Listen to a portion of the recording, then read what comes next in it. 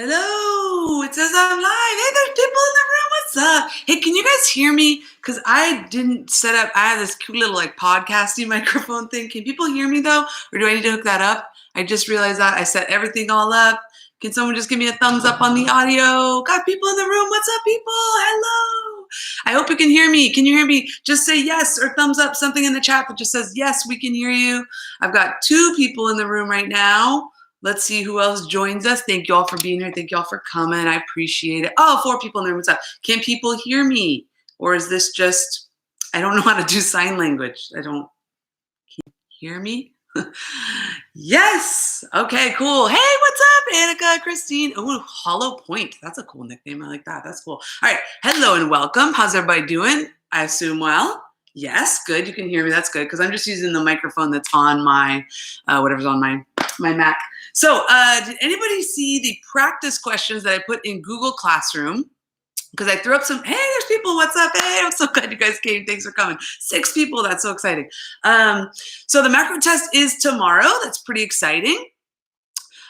If you have any questions, feel free to throw those in the chat. If you want to stop me from what I'm doing, totally. But a lot of times in the chats, in past chats, I haven't got a lot of audience interaction. So I just want to plan stuff just in case, I guess, you know, and there might be like a delay in when you get me. And so I need to understand that too. It's not going to be like an instant response. Even though that's what I want, like in the classroom, it's like crickets, that kinds of stuff. Okay, so I put in Google Classroom, I just threw some practice macro questions. So if you can take a look at those and follow along with us, that's really cool too. First, how am I doing? I'm fine, I'm healthy, I'm happy. I miss you guys terribly. Oh, if you're one of my students, grades are due on Friday. Just FYI, grades are due on Friday. You still can submit anything for Q3. I'll grade it. There's no late penalty or anything like that. But I do need it by Friday if you want that to go in the grade book as part of your final grade. So just hit me up on my email. Let me know if you need me to send you any assignments or you need help, or we can negotiate, we can work, but you got to send me an email. Just let me know that you're looking to raise that grade just so I know we can work something out and figure something out. Okay, cool. So I thought we could start off with just our favorite thing to do, which is graphing. Even though the test doesn't require graphs, and I know I did this on my live stream, so my last live stream. So if you watched that, I apologize, but it's always good for us to go over those graphs. And I'm going to recommend that if you have a pen or pencil with you, piece of paper, scratch paper, doesn't matter, or a whiteboard, that'd be cool too, to just graph along with me. So basically, I'm just going to do a think aloud. I'm going to graph all these graphs. I'll tell you the graph, and then I'll basically start with my labels and kind of do a think aloud and just maybe tell you how we might see it on the test, all that kinds of stuff. So if you've got a pen or a pencil, please grab it, graph along with me, and I'll try to do this. I know my handwriting will be terrible, but I'll try my best to get this. It's a good visual. Okay, that's good. Ooh, I got a thumbs up. What's up? I didn't even ask for a like. That's exciting. But anybody else that wants to, it's, you know, whatever. I don't even know what those likes mean, actually. I think it's just, to me, it just seems like positive affirmation. Can you dislike this? I wonder. Don't try, please. Okay. So, hey, another like. That's awesome. Okay, so let's do the first graph that we learned. This is the production possibilities curve, sometimes called the production possibilities frontier in some textbooks. Production possibilities curve. So let's graph that out.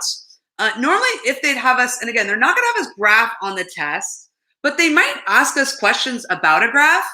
And so for me, there's no way I can answer questions about the graph, usually unless I'm not looking, I have to be looking at the graph, or then mentally, I don't know if you guys have ever seen me in the classroom and you ask me a question, I'm like, like in my head, I'm going, yep, yeah, no, price level would go down kind of thing. So just, I recommend it. And they even said it's good for you to have scratch paper with you. Keep in mind too, you can have a calculator for this test too, because they might have some formulas on there that they throw at you. They want you to show your work on those if you have those. And then they also want you to apply the formulas, you know, as needed. Okay. And explain yourself. I think there's gonna be a lot of explaining yourself on this test, but keep in mind for econ, explanations still don't need to be long paragraphs like in Gov. They can still be this because this and this and, you know, that kind of stuff. It doesn't have to go on and on and on. Okay, so we're doing the PPC. Hopefully you've already graphed out. You're like, oh, Foster, come on, stop talking. Okay, so we got capital goods. And if you put consumer goods there, that's fine, doesn't matter. You can interchange those. This is the one graph that's kind of unique. Most of our graphs, we don't get that luxury to just put it where we want to, unless, and of course they won't have you graph it out unless they ask us to. Okay, so I've got capital goods and consumer goods. My PPC could look like 2 separate things. It could look like this. That's me showing an increasing opportunity cost, basically, Or I could have a straight line PPC that's showing basically a constant opportunity cost. And honestly, from what I know on the test, they don't really care. And you're not going to be graphing this anyways, but they could ask you, this traded for this is always this traded for this. And so that's showing you that it's constant. Increasing would be as I'm giving up more and more cost every single time I make that trade-off or make that decision. The first one is not so much, but then the second unit costs more, and the third unit costs even more, and the fourth unit even more. And so again, we use that because we want to try to make those allocative decisions to our best efficiency so we can maximize our resources. Okay, cool. That's normally what the PPC looks like. Honestly, they might ask about it, but I kind of doubt it. It's basic. Like what they would ask maybe is like they're talking about the ASAD model and then they're connecting it to it, or maybe economic growth with this. Where would you see this? I mean, this is really just a basic let's just understand kind of what are our basic production possibilities. Let's understand trade-offs and opportunity costs. So there's a lot that this graph can do, but it's just not heavily used, especially on the FRQ portion. So that's the graph. And basically what you need to know about it, are the 3 points. So let's label the 3 points. A would be efficient, B would be inefficient, and C would be unattainable. So if A is efficient, boom, that's going to put you there. B is inefficient, which means it has to be there. It could be anywhere inside here, though. Doesn't matter. I can see good. And then C would be, here. I don't know, here. All these points are C, basically. All this is unattainable right now. The only way we could achieve that is if we had economic growth. Hey, we can get there. And that's supposed to be an outward arrow. If we had economic growth, or if we traded, because there is sometimes a trick question on there where they say, hey, could you consume beyond your production possibilities? And a lot of students want to go, no, it's not possible. You can't produce beyond your production possibilities, but you can consume beyond it through trade, basically. Okay. So next graph, this we should know. Market demand and supply. Give me the basic market demand and supply graph. Again, I hope you guys are graphing this along with me, just getting your practice in, remembering what these are used for, how we would use them, and answer questions about them. Okay, so market demand and supply, we have to have price up here, price, and then here we have quantity. And really keep in mind, all of our graphs refer to a price and a quantity, right? In our other graphs, the ASAD model, it's price level, and the quantity then is real GDP, but it's still quantity. It's still what's the amount of real GDP.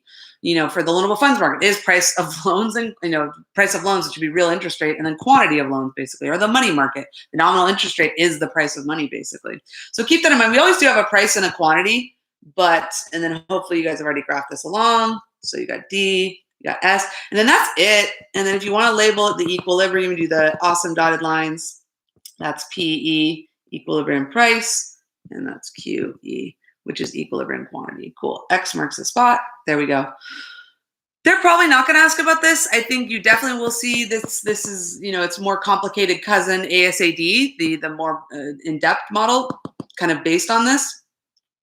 But I doubt they'll ask and go into a lot of depth and detail about this. In fact, I've never seen them actually use the basic market demand and supply graph on the AP macro exam as far as the FRQ portion. They'll do it in multiple choice. But this year, remember, we don't have multiple choice. It's just FRQs. For those of you, if any of you took Gov, and if any of you guys have any suggestions, so we got more people coming in the room, that's awesome. Please comment below if you're like, stop, we get this, or move on, or whatever. Please let me know. You guys are my students, and you guys need to dictate how the classroom looks like. It's different because I can't see your faces. When I'm in the classroom, it's really nice because I can look at you guys and I can say, yeah, this is not connecting or not getting it. There was a raucous debate on an AP Gov chat that I saw this morning where they were like, should you have kids read the whole documents?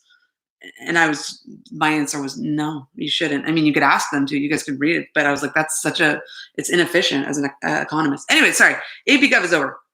So just to jump into, if you didn't take the AP Gov test on Monday, the 11th, it's okay. There is a makeup test that's on the 1st.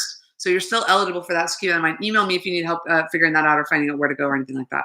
Okay, so we did market demand and supply. Now we're good. Let's do ASAD, and then let's do it in all three economies. Okay, I'm going to start with the economy in equilibrium. And actually, before I start graphing, I need to have my labels. We got GDP here. We got real. Keep it real. Price level here. This is my LRAS, long run aggregate supply. This is my aggregate supply, or sometimes labeled short run aggregate supply. I could label that better with that. And then because I'm going to be in a long run equilibrium, boom, that's where my spot is. AD goes there. I graph AD last just because then I can figure out where my economy's at. Okay, that's the economy in a long run equilibrium. What if we were too hot? What if we were in an inflationary gap?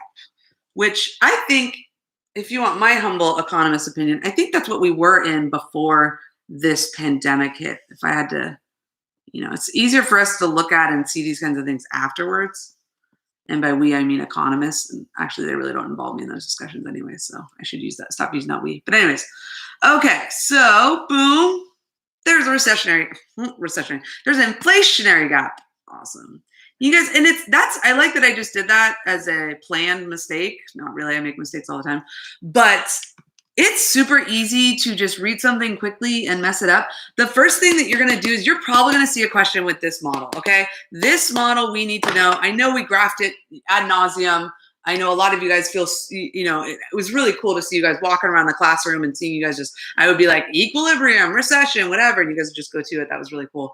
So keep in mind, they're going to ask you a question, and I'm just guessing that this will be on here because this model is always on here, because it's just so big. It's kind of the heart of macro is the ADAS model. That would be a recessionary gap. So keep in mind the recessionary gap, inflationary gap, inflationary would be beyond if we're looking at the ADAS model, a recessionary for before. Could we be in a worse recession? Yeah, this could be further down and then we're producing less GDP and all that kinds of stuff. If any of you guys have been paying attention to the economics news lately, it's obviously not good. And you might even be seeing just some of these things that you're like, oh, we learned about this, unemployment numbers and inflation rates and that kinds of stuff. I think it was 26 million people filed for unemployment in just California alone, which is just, that can't be numbered because we only have 40 million people.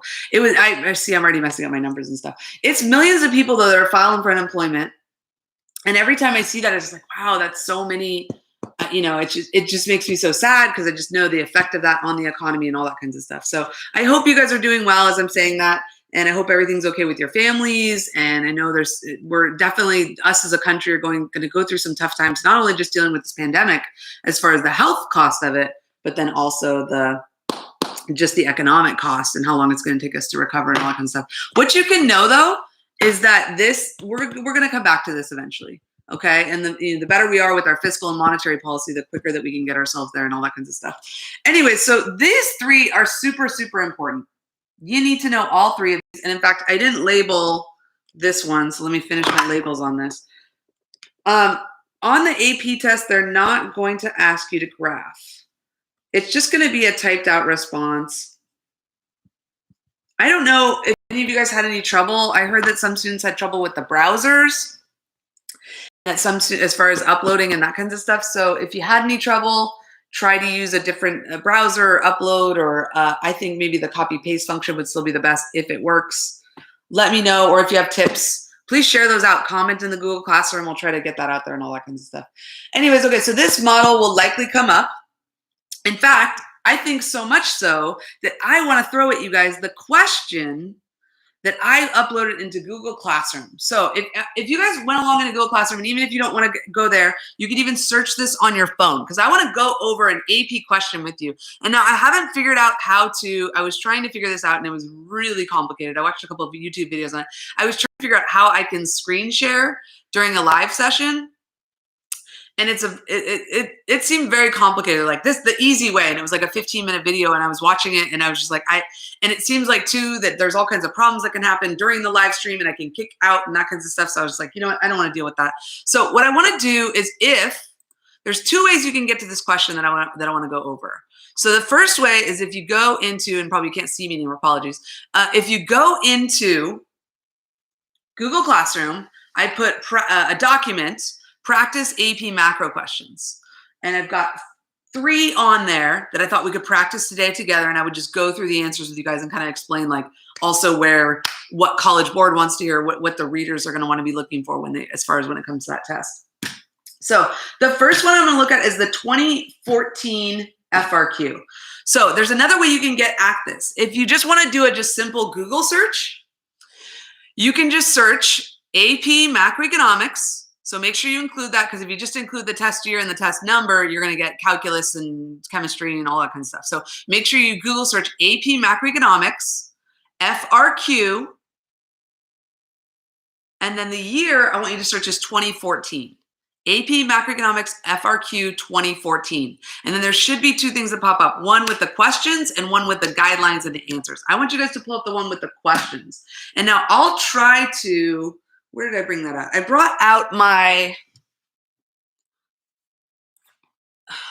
I wasn't too smart. I didn't really charge my iPad. So I brought that because I was hoping, awesome, this would work, that then I could just put up the thing here, which I think it will. So if I'm babbling, just try to search 2014 number 1 FRQ. I found 2 FRQs that don't involve the last unit, because the thing is that most of the FRQs you're going to see are going to include foreign exchange. That's usually the last thing that they throw in. Like, what if we're doing foreign exchange and we're involving other countries and all this kinds of stuff? So the question is, or not the question, but the problem with that is that they say that foreign exchange is not coming up on this test. So if you see any questions around that, don't worry about that. That's not where I want to be. Where do I want to go here? I want to get, there we go. Sorry, guys. Google Slides, and I'm looking for, yeah. Oh, here we go. Okay.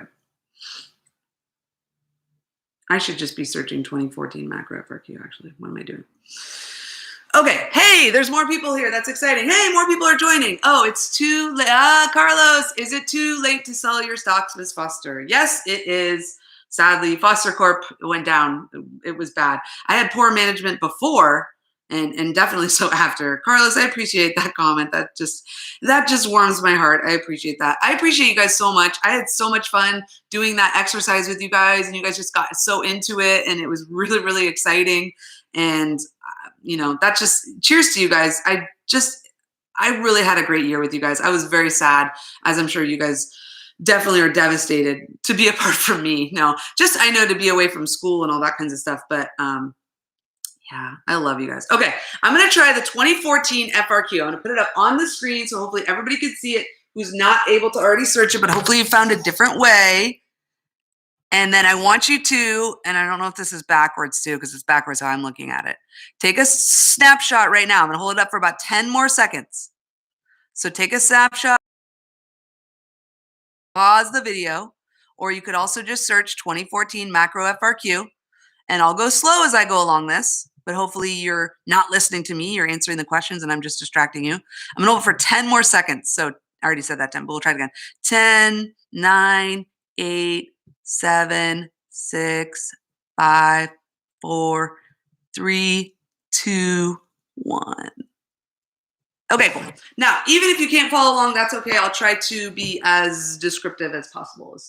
Okay, so I should be looking at that. So the first thing in that question is the first thing that you guys need to focus on tomorrow, because I guarantee you they're going to ask you some type of question about the ADAS model. I would bet money on it. I don't like to bet money because I'm very fearful about losing it and stuff like that.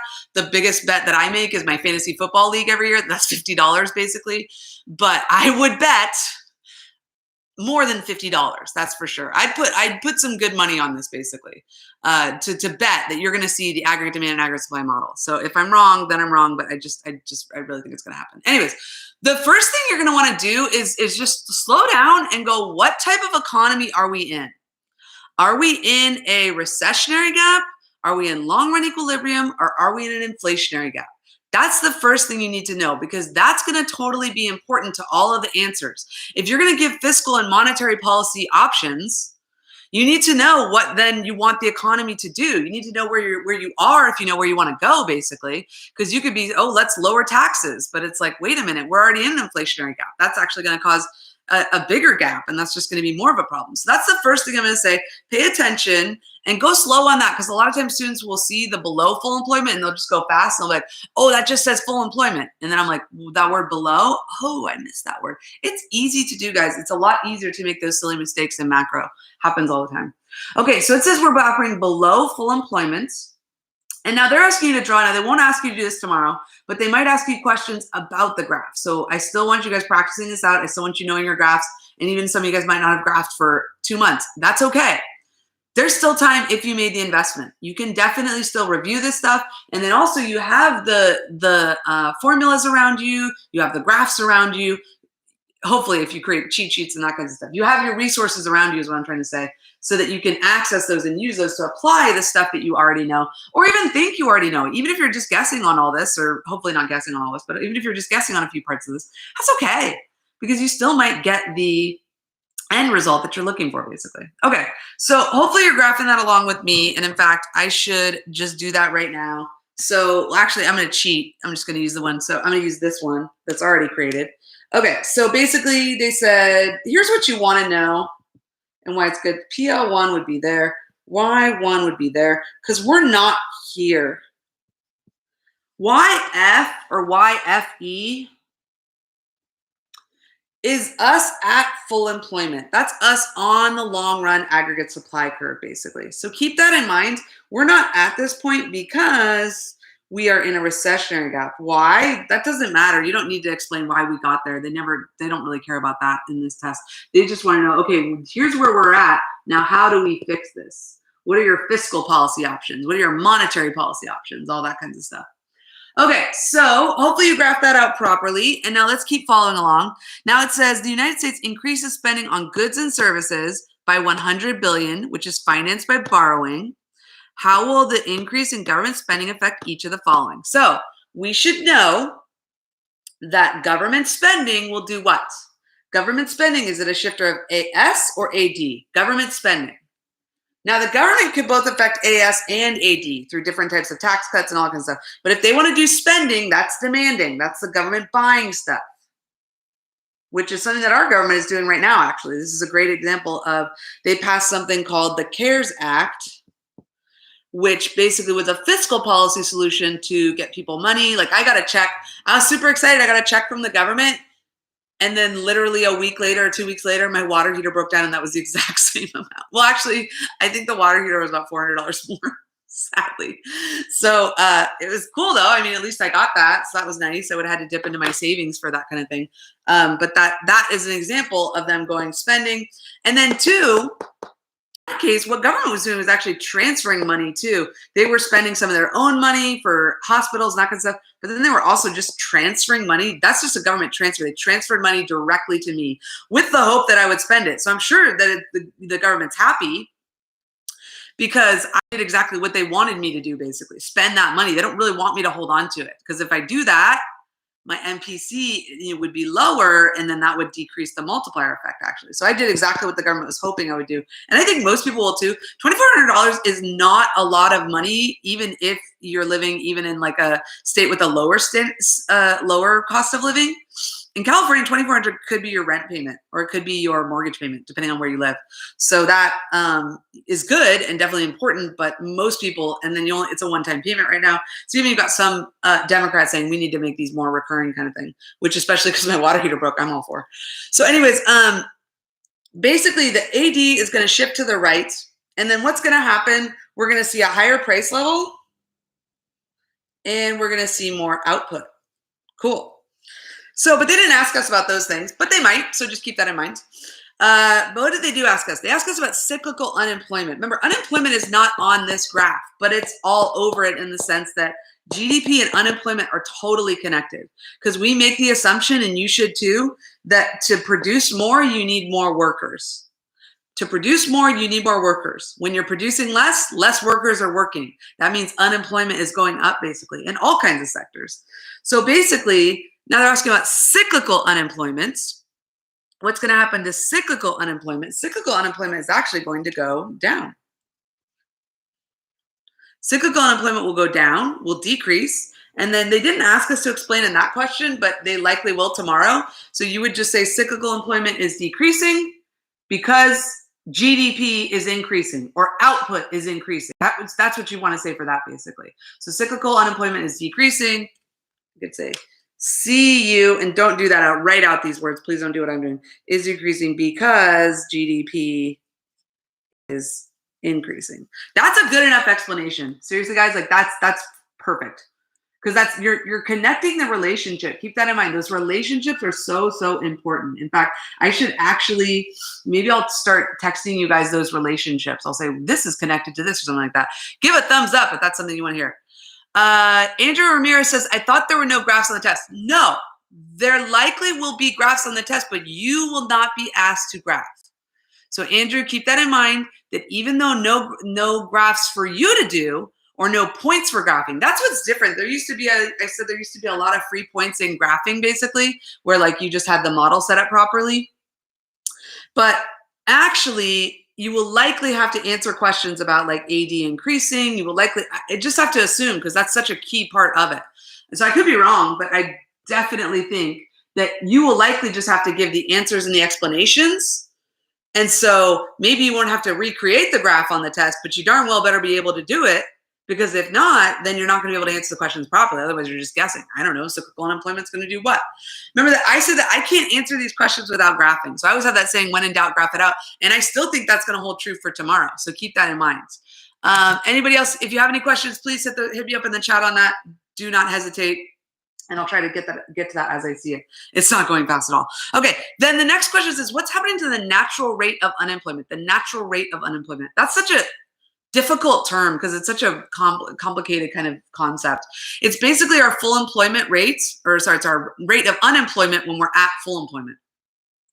Wait, it's our rate of unemployment when we're at full employment. Yes, I just said that properly. Let me say it again. It's our rate of unemployment when we're at full employment. And most students go, shouldn't that be zero? But no, it's not. Because remember, there's two types of healthy types of unemployment, which are totally fine. They existed before this pandemic. They'll exist after this pandemic. And that's not kind of stuff that we're worried about.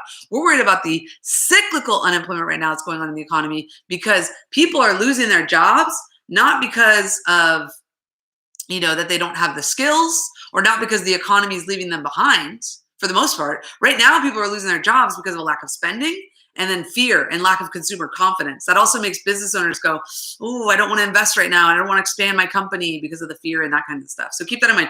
No graphs likely for you to draw on the test, but I would say please know these graphs because I don't know what else they're going to ask about if they don't have that. Hey, we've got 10 people in here. That's super exciting. Thank you, everyone, for coming. Feel free to ask any questions in the comments that you have. Let me know if this is boring, if you want me to do something different.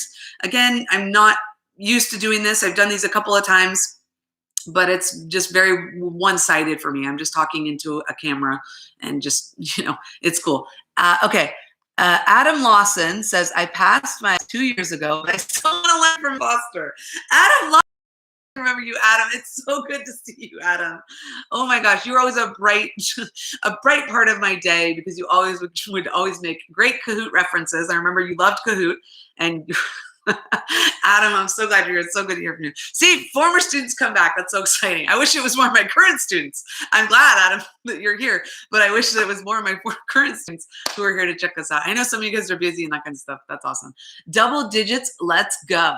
All right. What does double digits mean? Oh, double digits, in the room. Oh, cool. All right. Well, then someone just left. We just went to single digits again. So it was a sign. Okay. So that's exciting though. So I'm sorry, I got distracted. Let's go back to the question. Some of you guys are probably like, I already answered this like 10 minutes ago. Okay. Oh, okay. C is asking us, look at me, so excited, is asking us about, it says the marginal propensity to consume. Keep that in mind.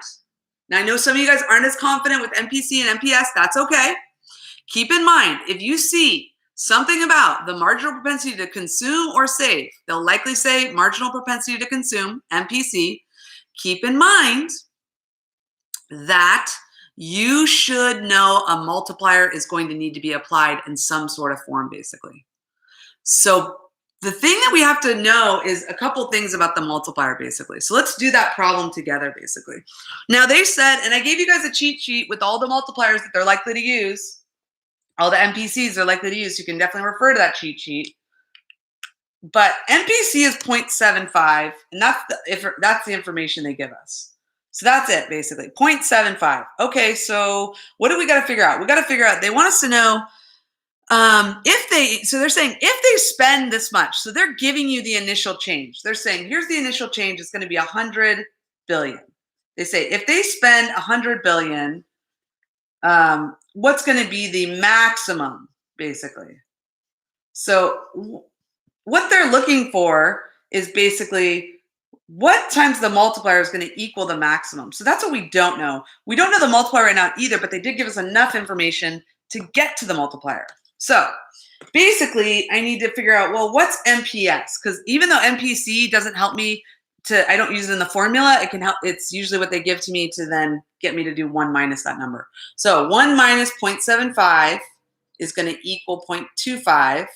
I do 1 because MPC and MPS always add up to 1. So I know that my MPS is 0.25, and I just got to do 1 divided by 0.25 because 1 divided by MPS is the spending multiplier. Remember, you just reverse that, spending multiplier. Okay, so 1 divided by 0.25, so my multiplier is 4. Boom. Then what do you got to do? 4 times 100 billion. That's it. Really, that's it. But a lot of students will be like, they'll get to here and they'll be like, I won 4. And I'm like, no, you're so close. You're close. It's 400 billion because you have to apply the multiplier. They want to know the maximum change. The other question that I threw at you here, they actually give you the end result, and then they give you the multiplier, and they want to find out what's the initial. So keep that in mind. The multiplier is not too complicated. It's basically just an initial change in spending. In this case, it's 100 billion times the multiplier. We were able to figure that out was 4 is going to equal our maximum change. So what's our maximum change? It's 400 billion. And then if you write that on a test tomorrow, please write out 400 billion, and then please put a $sign if they're referring to dollars. Sometimes on the past test, they would do like yen and stuff, but I think they've kind of gone away from that and they just stick to dollars now. Okay, so the right answer there, and then we didn't have to explain it. Basically, the answer there they just want is 400 billion. I would show my work though too. That's definitely something that I would do. Okay, so what time is it right now? Oh wow, we've already been live for 30 minutes. That's exciting. Okay. So using correctly labeled graph of the loanable funds market, show the effect of the $100 billion increase in the spending on the real interest rate. Okay, that's easy. Again, they will not have you graph loanable funds, but will they ask you questions about it? Yes, probably. They like to ask loanable funds questions. And they love this concept called crowding out. Crowding out. If you see it tomorrow, it's a whole topic on it, and it's really a simple concept. It's basically that in the loanable funds market that we've got real interest rates. So I got my real interest rate, and then my quantity, because it's price and quantity of LF, which stands for loanable funds, or loans, you could say. Then it's basically demand and supply. So I got supply of loanable funds, demand of loanable funds. What you need to know about this is who are these people? The suppliers are the savers. That's the people that save the money. And then the demanders are the borrowers. That's going to help you out though. Because then when you ask, literally on these types of questions, they're like, savings increased by this much. And then sometimes they'll even ask you, like, what happens to the supply of loanable funds on these types of questions? That's kind of cool. So basically, savers and borrowers, and then in this case, they're saying, like, basically what the government is just borrowing money, which we always do. We never save anymore. The government's borrowing money. They're like, what's the effect? So what you need then to know is that if the government's borrowing money, they're demanding more loans. So they're increasing their demand for loanable funds. That's D and that's D1. And then what do we really care about is that you're going to see that the real interest rate is going to go up. And why is that important? So that's crowding out. Crowding out. Remember that. The key concept. Probably going to come up tomorrow, I would guess. That's crowding out basically. And how is it shown? It's shown on the loanable funds market. And it's basically when you're increasing the demand for loans. And why it's called crowding out is because the consumers get crowded out and so do the business owners, because now the real interest rate is higher. So they're likely not going to make some investment choices that they were going to, or expand their businesses that they would have if the government had just not done this, basically. That's why some conservatives and liberals actually are more so focused on the budget as far as that they don't want the increased borrowing and stuff, because they feel like it's just going to crowd out future generations and that kinds of stuff. All right, so the next question is asking about the long run economic growth rates. What you need to know about that, if they ask you about long-run economic growth, it's probably going to relate to a real interest rate, or probably going to relate to the concept of investment. Remember, investment is when you have businesses buying tools and machinery to increase their productivity. So investment is when businesses buy tools and machinery to increase their productivity, basically to produce more in the long run. So if the real interest rate goes down and investment increases, we see economic growth happen at a faster rate, basically. And the reason for that is because the investment is in capital stock, which will increase productivity, which will increase aggregate output, basically. So that's the key thing to know about long-run economic growth and the real interest rate. How are they connected? What's the relationship there? At a higher rate of real interest, basically, you're going to see that companies are going to go, oh, I'm not going to invest now, and I'm not going to expand my business. And so it's just unfortunate. So that's definitely a possible policy, a growth policy. If they ask you about that, if they say, what's an economic growth policy? Attempting to reduce the real rate of interest, maybe spending less money in that sort of sense could possibly achieve that. All right, and then the last question, that question F, they love to ask this because it's usually like the last kind of, can this, separates the fours from the fives kind of thing. And they're basically like, what if they do both? What if they spend 100 billion, but then tax 100 billion? And most students will go, oh, it's just going to cancel each other out. So they say, will this, what will happen to our GDP? Will it decrease, increase, or remain the same? So, again, there's only three answers and they're giving you the three right there. So if tomorrow you're like, I just don't know, well, give it a try, because you can get 1 pity point out of there. You got a 1 in 3 shot at that. And who knows? I don't really know how they're going to be grading this year. I'm curious to find out too. I did get invited again to grade, but I grade for the Gov test. It's more interesting to me to grade. It's more of my wheelhouse. And they asked me too. I bet if Macro had asked me first, I'd probably be doing those too. But I also feel like the Gov has much more intricacies built into the essays and responses. The Macro ones are pretty kind of straightforward and stuff. So yeah. That is that question. So if you get asked that question, what if they tax to basically finance the borrowing? Or what if they tax to basically finance the spending that they're doing? Then just know that the spending multiplier is greater. And so since it's greater, if they do equal changes, it won't have equal outcomes. I think that's all you have to say. That's that key concept. They want you to know that the spending multiplier is greater than the tax multiplier, has a greater effect. Greater by how much? 1. That's 1, sorry. Okay, so was that helpful? What else would you guys like to do? I'm allowed to stick around, I think, until 3 o'clock. I think that's when the district says we're not supposed to be live streaming and chatting with the kids and that kinds of stuff. So I'm here and hang until 3 o'clock. If you have questions, throw them up in the comment section. I would rap for you guys, but my raps started getting copyright complaints. So I don't want them to keep I guess it's not hurting my channel, but they just, it's not good, I guess. So you still, they haven't taken down the other raps. So if you want to check out my other raps, like and subscribe or whatever, check them out. So, but I'm not going to rap today.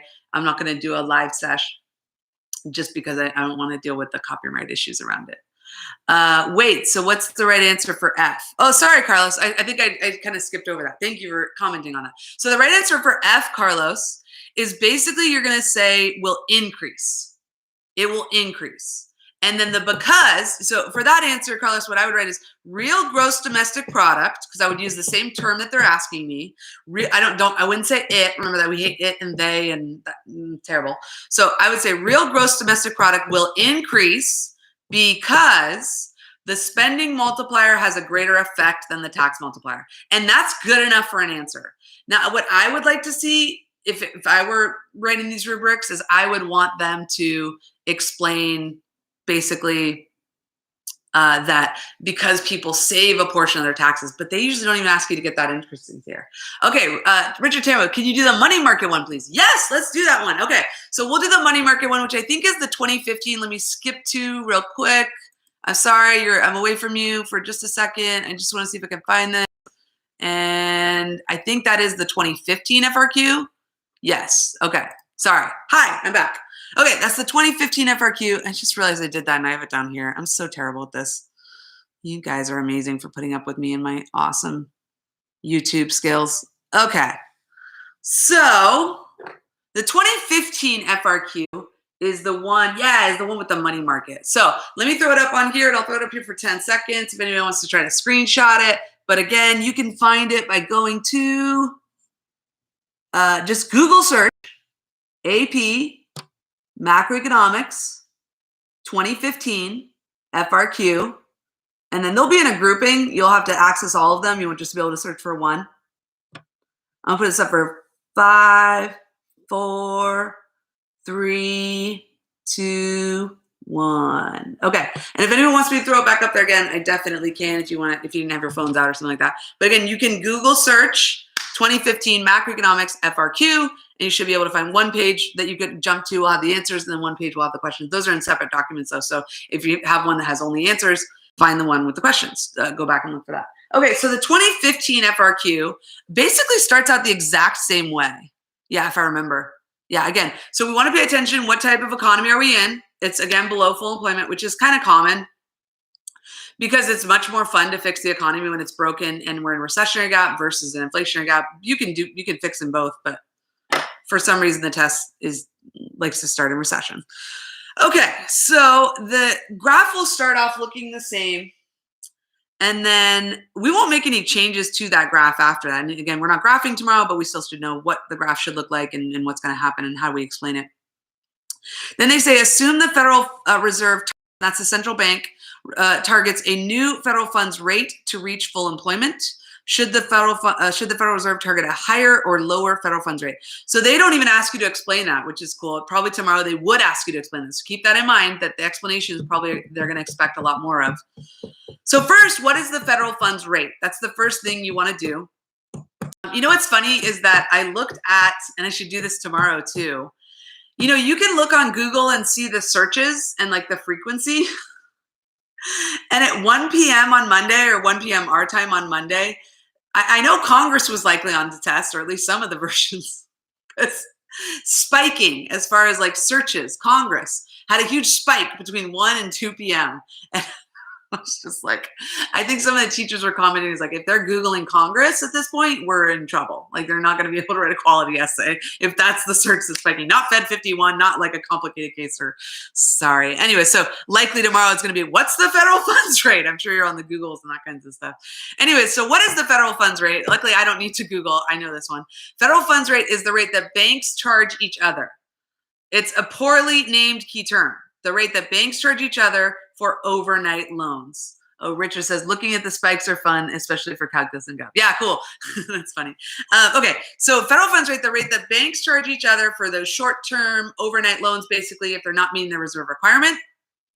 So the question is should they target a lower rate or a higher rate? It, again, depends on what type of economy we're in. So think what the Fed is trying to do. If we're in a bad economy, just start to just put your brain into that side. We're in a bad economy, bad in the sense of a recessionary gap. And so a low performing economy, I should say, a low performing economy. And so what do we want banks to do? Do we want them to loan more money or loan less money? That's what you just need to think in your head. If we're in a terrible economy and we're not producing well, what we need to do is we need banks lending more, basically. We need them lending out more money, because we want that money getting into the hand of investors and businesses and helping out the economy and hiring people and raising the unemployment rate and all that kinds of stuff, basically. So basically, if I was asked to explain this, I would say the Fed or the central bank should target a lower federal funds rate because they want banks lending more and they want it easier for banks to borrow from each other, basically. So they then, and what should that mean for them? And they're not asking you this, but then what should they do, basically? Is they should try to increase the money supply.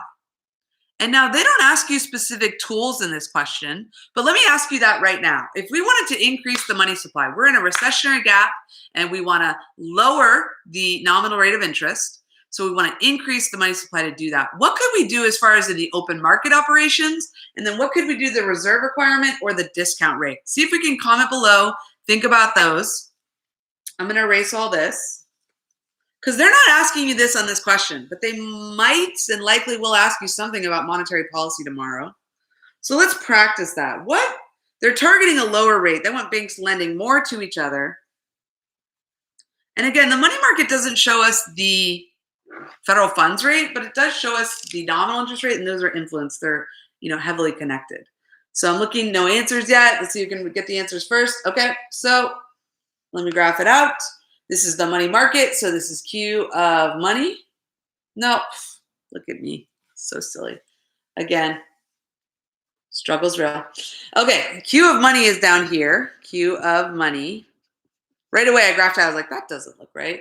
And then this is the price of money. But remember, the price of money is the nominal, because no adjustment for inflation, nominal, IR, or interest rate, if you want to write it out.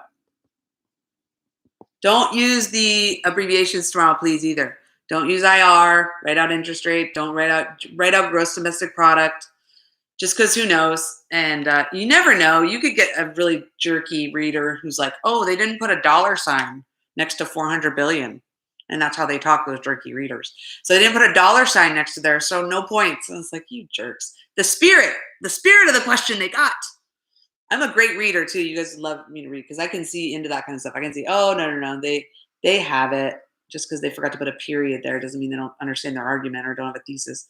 Okay, so sorry, ranting about teachers. Okay, so MS and MD. Remember, this graph's easy. That's it. Boom. Okay, so they're basically targeting a lower rate. They want banks to lend more to each other, so they should try to increase the money supply. And again, they didn't ask us to graph this out, but I'm doing it just because I like to graph. And this is going to be my last chance to really graph with you guys. If anyone needs makeup help or anything like that, but I haven't seen a lot of interest in that. So I'll be willing to, if you ask, I will oblige, but hopefully everybody's taking it tomorrow. And that's MS1. Let's use our labels right. Okay, cool. So what's happening then? The nominal interest rate is going down. Cool. That's our 2, that's our 1. Nominal interest rate is going down. That's what they're trying to achieve. Eventually then what will happen? Investment will increase. And then we'll see consumers and businesses buying more, and then aggregate demand will increase. In the long run, that's what will happen. But what could we do as far as nobody answered? And I'll say, should we buy or sell bonds? How did we achieve this increase? Did we buy or sell bonds? That's what I'm asking. Did we buy or sell bonds? Buy or sell bonds? We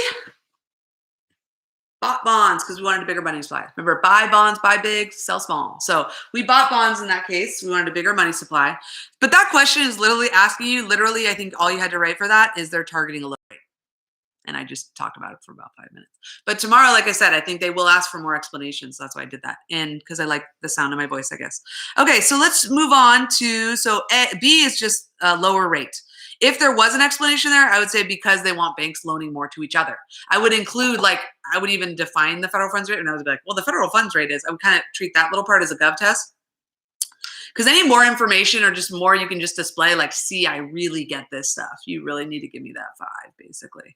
Keep in mind your readers don't assign you the actual score. That's all done by College Board. Because the students ask me, it's like, give me a 5, Foster. It's like, first, I don't know who you are when I'm grading those. And yeah, I can't do that anyways. Okay, so the next question is saying, given the federal action you identified, oh, good. So we did that. Sorry, I said they didn't ask you to do that, but here, that's what we did. Yay. That's the answer. But again, tomorrow they won't ask you to graph that, but they might ask you to say what's happening to the interest rate and explain. I remember it doesn't flip on like a light switch. It does that because of the market forces of supply and demand and all that kinds of stuff. Okay, this next part says, now what if they do fiscal policies? Now they're like, left turn, forget the monetary policy stuff, all of the stuff you did. Sorry, Fed. I saw a really interesting congressional hearing with the Secretary of the Treasury and with the Fed chairman, and I recommend it. It was long. I watched some clips of it, but it was interesting. Just them, Congress grilling them on basically like, what are you doing? Basically, like, give us the specifics.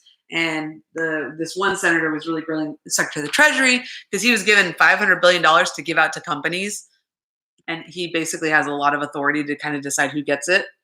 And she was saying, are you going to make requirements that they have to keep their workers? And he's kind of like, oh, no. So she was kind of complaining about that.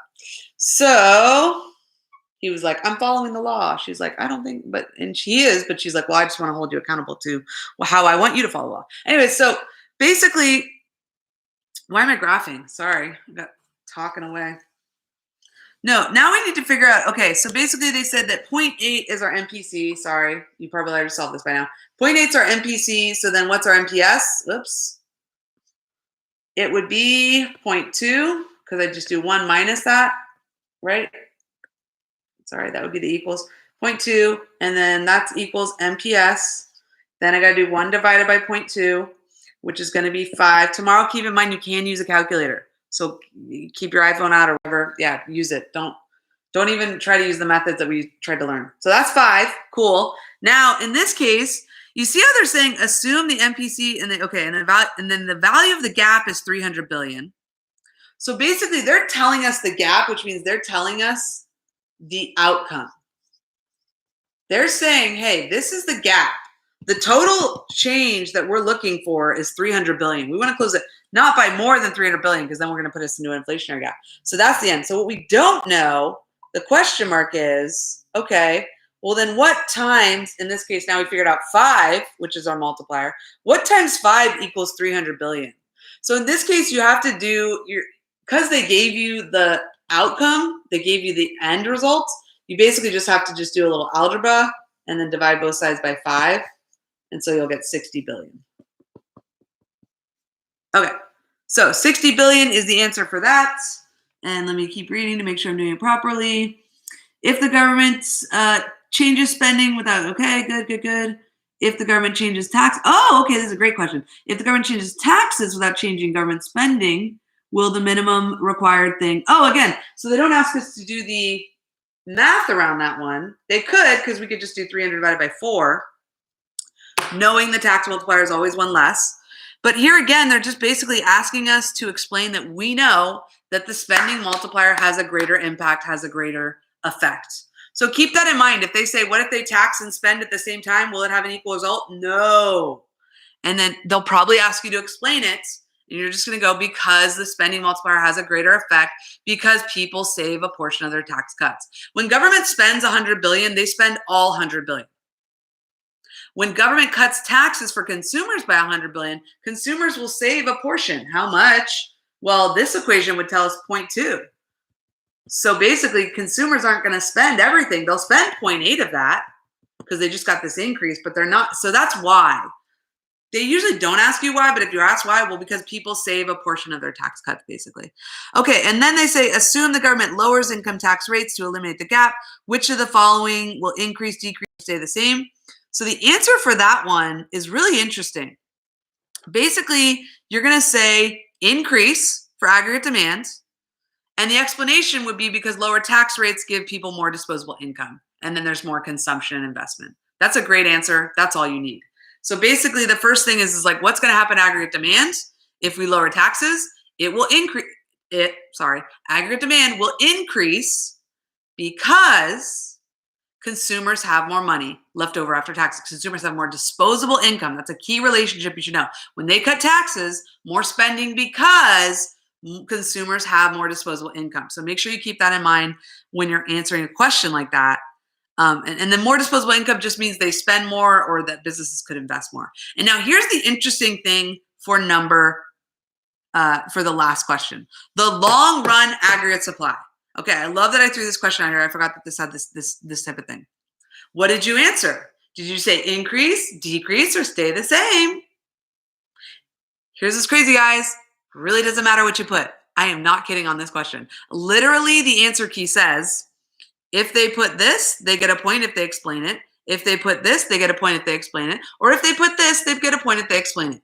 Basically, in economics, it's all about the explanation for the most part. So if there's no clear connection, and with long-run economic growth, depending on if you're a supply side or a demand side or whatever, you could say stay the same because basically that's temporary, those tax cuts. Or you could say, so what did they answer? So it said 1 point is earned for saying that it will stay the same because lowering taxes, but there's no change in inputs. Basically, that you're lowering taxes, but you're not actually creating having an increase in inputs, which would be more output, basically.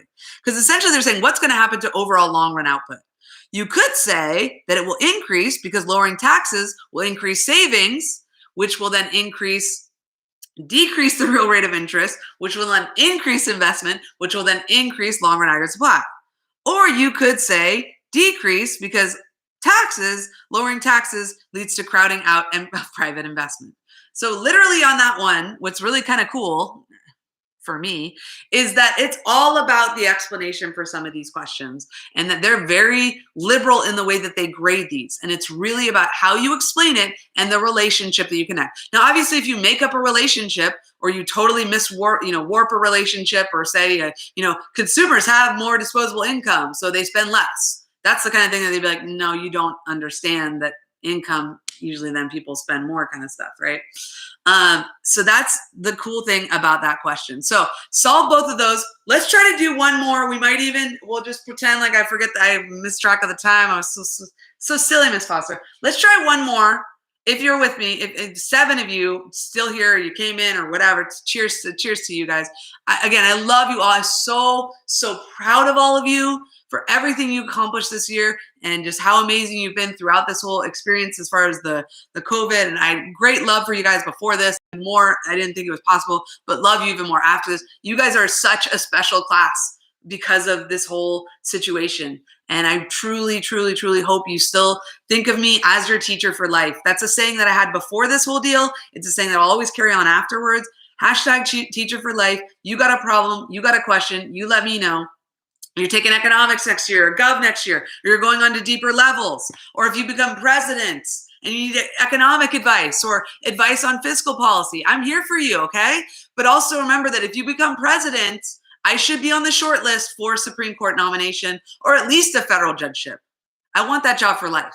Come on, let's make that deal right now. The 7 of us right in this room together, okay? If you become president, this is my evidence, this is my receipt, right?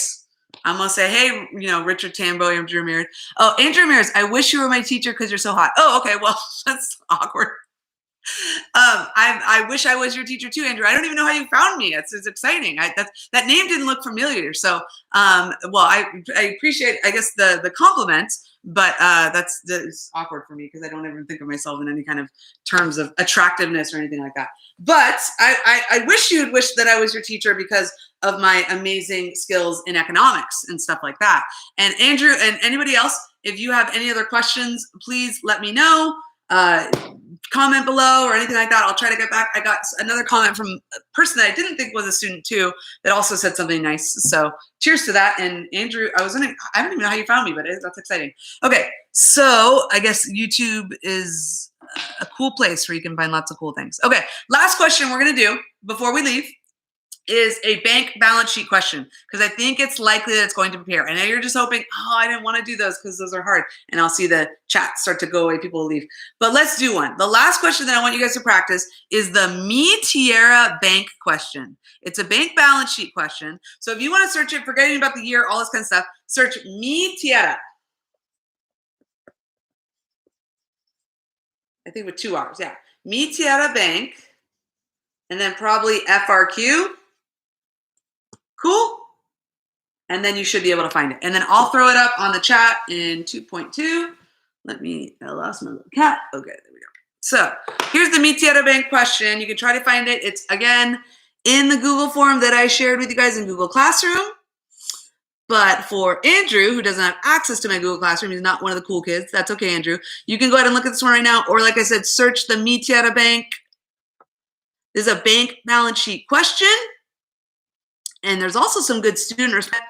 4, 3, 2, 1.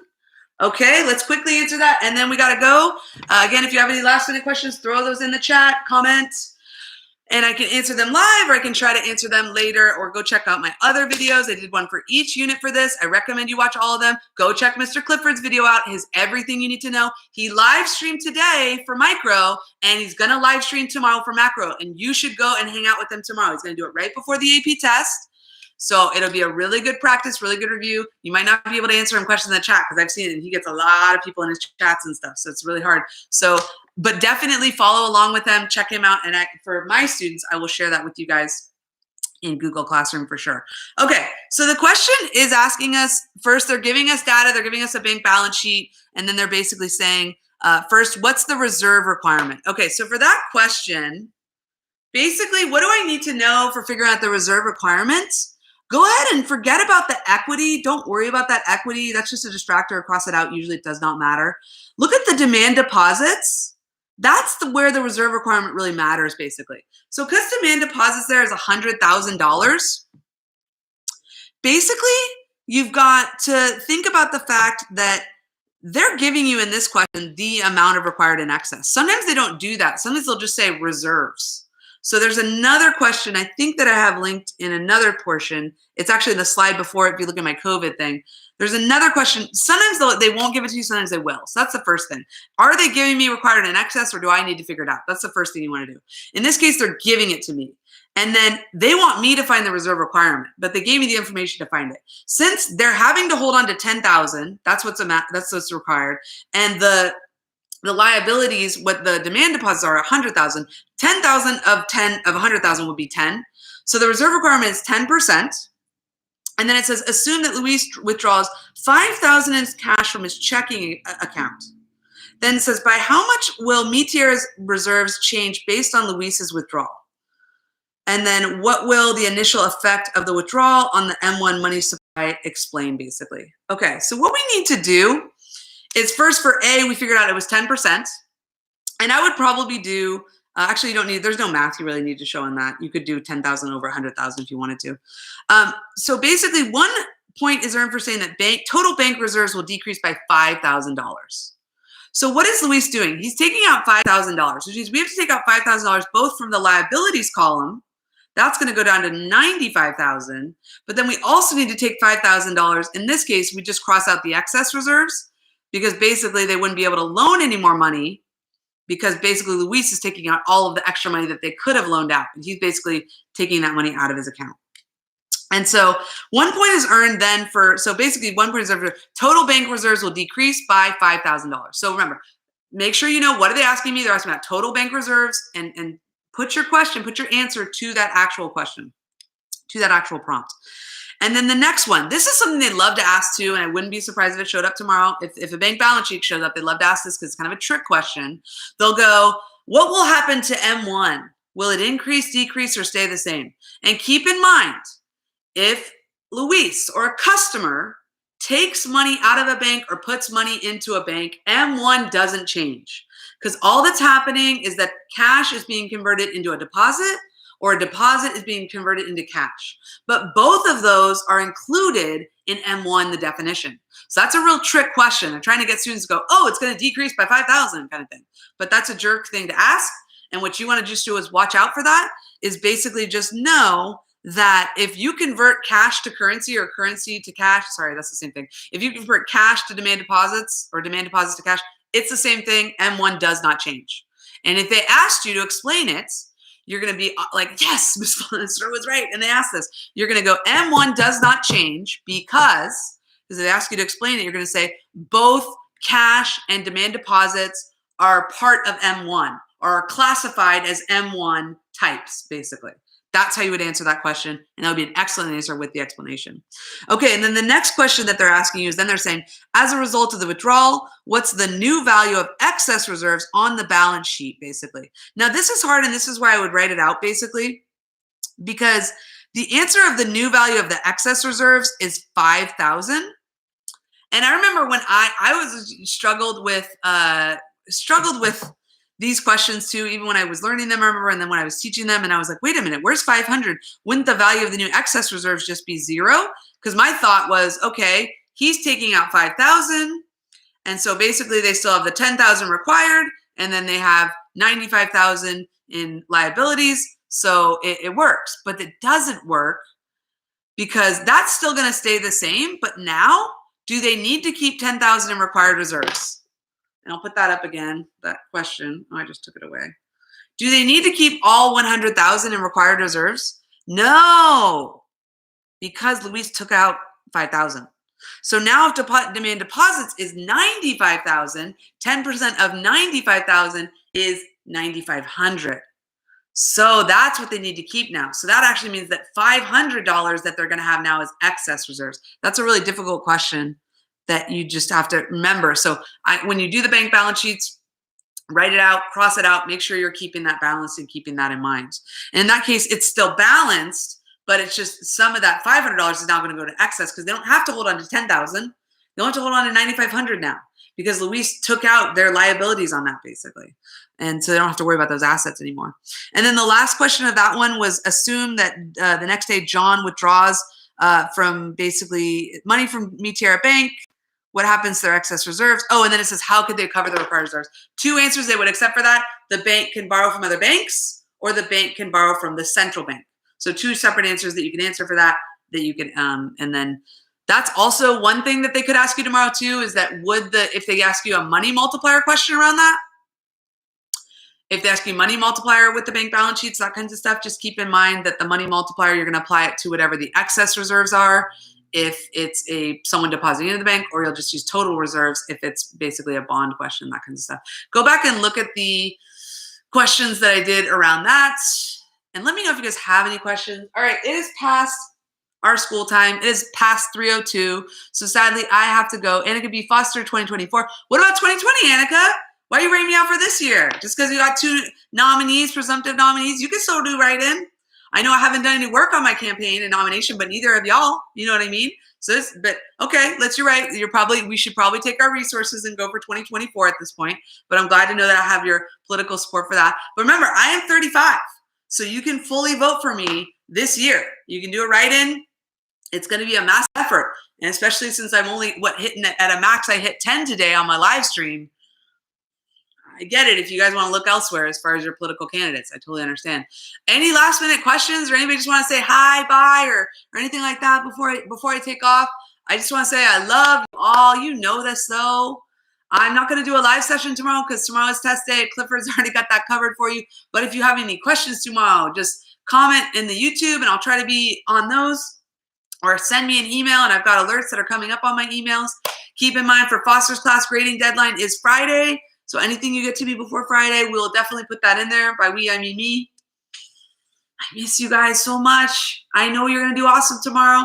Look at the cheat sheets that I have. Do some practice graphs. Get some rest tonight. And hang out with Clifford tomorrow. I forget what time he's going live. Probably, I would think, I would say probably 10, 11, or 12, I would guess. But I will put that out into my reminds and also put it out on the Google Classroom. So cheers to all of you guys. I think I'm going to end this and just say love to all. Make sure tomorrow that you go slow. Don't worry if there's any technology problems. They're still eligible for a makeup. That still can happen.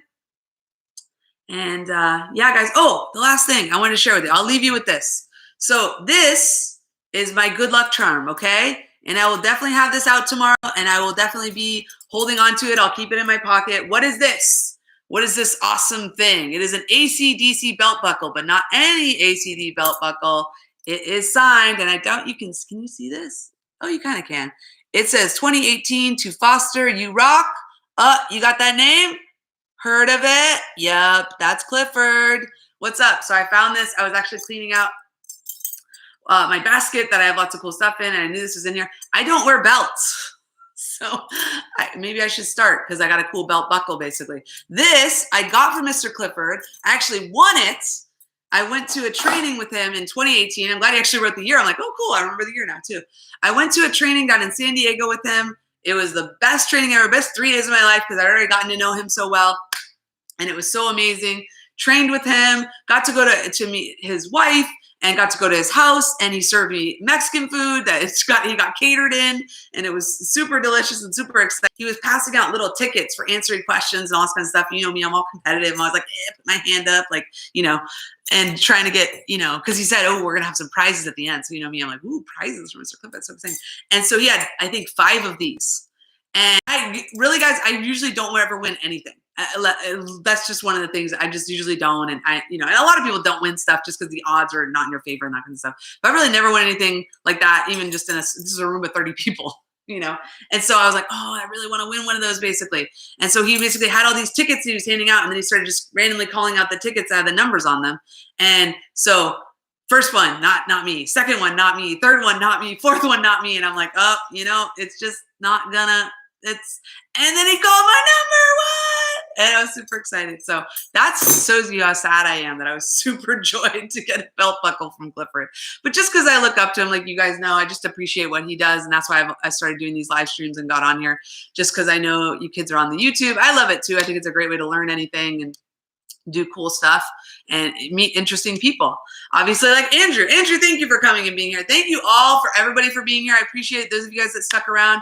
You know you're super awesome. If you're here, you are already on the right path to passing that test. So keep reviewing, keep studying, hang out with Mr. Clifford. He's always there for you. And if you have any questions, hit me up, email, or anything like that. Hit me up on Remind if you guys have me on there. And I guess, yeah, we'll just leave this with keep calm and Viking on, guys. You know you got this. Come on. Also, Vikings, there's going to be a graduation thing on June 4th. I don't know what I'm going to do, but I will make sure that I'm there. I have to see your faces, even if it's in masks, even if I have to be masks and that kinds of stuff. So keep an eye out for that. I'm going to find a way to be there. Even if they don't let me be there, I'll go stand on the corner or something. I'll figure out a way to get myself to be a part of that, basically. So love you guys all so much. Class of 2020, you're amazing, and you're going to keep doing amazing things on this AP test and beyond. So keep it up, guys, and don't ever be afraid to hit me up or contact me before tomorrow, before the test. If you have questions about the test or future life questions, or you just want to say hey or anything like that, cheers to you all. You're all great people. Keep doing great things. And yeah, love you guys. Bye.